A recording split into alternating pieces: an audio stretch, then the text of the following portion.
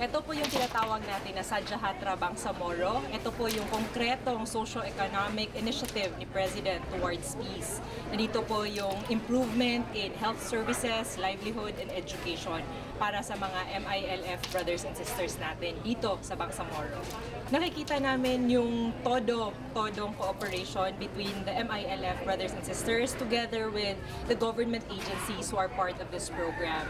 So we had coordination meetings and several technical working group meetings. And maganda yung pangyayari kasi nakikita namin na both camps nag-uusap at para paghandaan itong programang ito.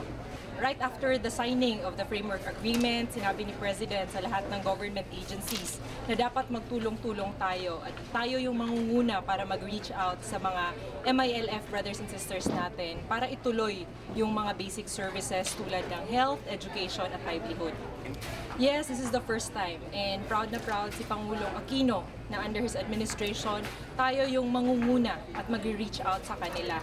Sabi niya, hindi na to business as usual para sa mga government agencies. Gusto niya na nandito tayo para i-improve yung mga healthcare facilities para ma-enroll din sila sa PhilHealth registration natin at magkakaroon sila ng opportunity na mag-aral at hindi lang para sa DepEd, sa CHED, kundi pati yung technical and vocational skills nila ma-improve natin.